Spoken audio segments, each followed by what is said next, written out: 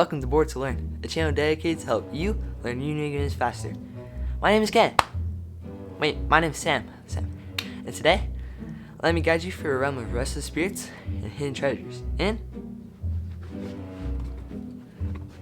Ghost Fightin Treasure Hunters, a cooperative 2 to 4 player games designed by Brian Yu with art by PieRo and published by Mattel Games. So meet me at the table and we'll get started.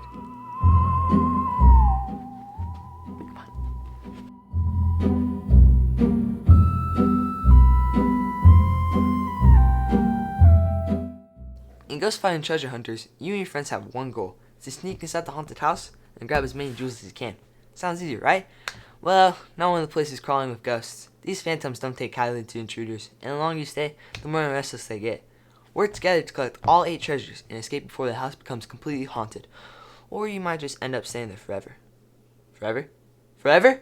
What? To set up, start by placing the board in the middle of the table. Each player should take a treasure hunter in the color of their choice and place it on the board just outside the front door. Prepare the ghost cards by moving the draw 2 and draw 3 cards, as well as the pairs of green and blue locked door cards. Then shuffle the remaining cards and place them face down on the board, forming a draw pile. Grab the white and black dice and put them next to the board. Look on the board. You will notice 2 light green circles in each room. In rooms C, F, I, and L, there is 1 circle with a brighter green border. Place a green ghost on each of the bordered circles. Leave the remaining ghosts in the box or place them in a container on the table for a supply to pull from. You can form a supply for the red haunting ghosts as well, or leave them in the box. I like to pull them out of the box. Now place the jewel number side down in each room that has a red background behind the letter. The number on the jewel doesn't matter for this setup. All 8 should be placed out on the board. When placing items in each room, make sure not to cover the room letter. This rulebook doesn't say anything about first players. Choose a first player, maybe the bravest in the group, or make it the person who scares the easiest go into the haunted house first. And with that, the setup is complete. The object of the game is to work together to collect all 8 gems and escape the house before it's overrun with ghosts. If 6 rooms become haunted, there is no escape, and you're trapped there forever. Muhahaha! On player's turn, they will perform a sequence of actions. Some are optional, but they must be performed in order. The sequence goes as follows: roll the movement die, reveal a ghost card, if necessary, move, pick up, drop off jewels, and fight. Let's go over each one in a little more detail. When you start your turn, you must take and roll the white movement die. You cannot skip this action. The results will show how many spaces you can move and whether or not you need to draw a ghost card. Number 1 through 5 have a ghost icon pictured with them and will cause you to draw a ghost card, which will be the next action you take. If rolled a 6, you can skip the next action and go straight to movement. If you rolled a ghost icon on the die, your next action will be to draw a ghost card and place it face up on the discard pile, below the draw pile. Look at the card. If there is a letter on it, you will place a green ghost in that room on the board. If the card shows a ghost shuffling card above its head, you will take all cards from both the draw pile and discard pile. Shuffle them together and form a new draw pile. Drawing a ghost card cannot be skipped unless you roll a 6 on the previous action. Oh, Jessica, you're so beautiful. Before we talk about movement, we need to go over haunting a room first. When you draw a ghost card, and it would make you place a 3rd green ghost in a room, that room becomes haunted.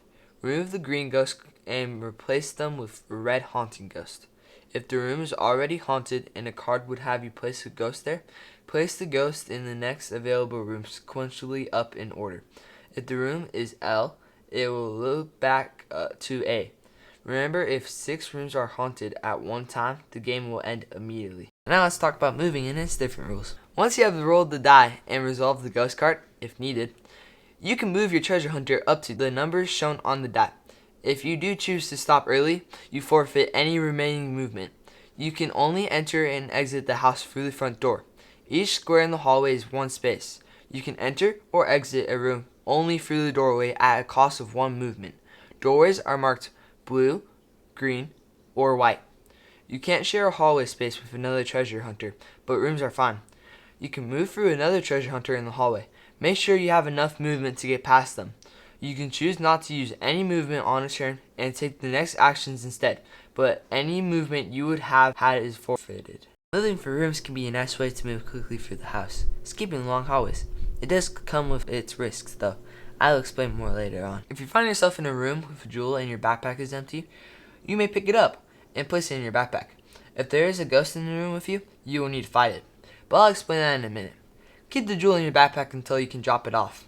You can only carry one jewel at a time. When you have a jewel, make your way outside. When you have successfully moved outside, you can drop off the jewel by removing it from your backpack and placing it close to the door. You can only drop a jewel when you are outside. When you have done this, your turn will end. When you end your movement in a room with a green ghost, you must fight it.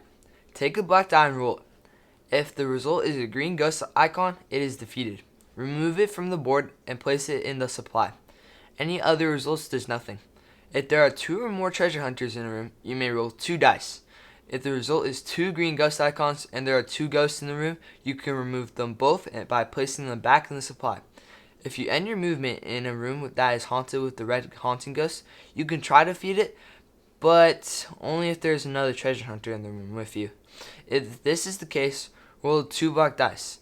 If one of the results is a red haunting icon, you have defeated it.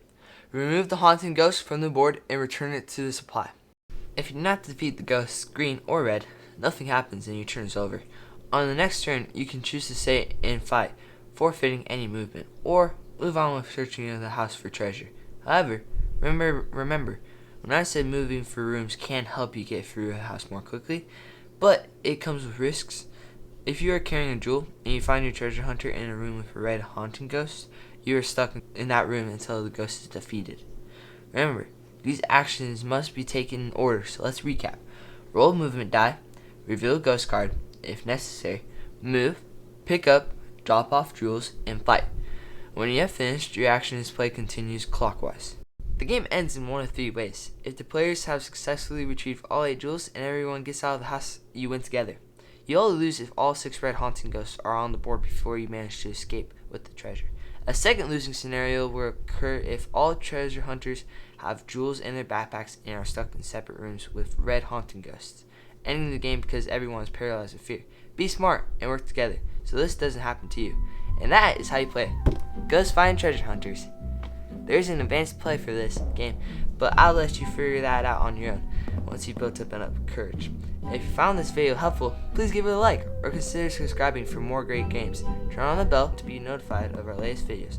If you have any questions or you want to learn how to play more kid-friendly games for kids like me, leave us a comment. And as my dad would say, remember, it's not just how you play, it's how much fun you have. I'm Sam. Thanks for watching Board to Learn.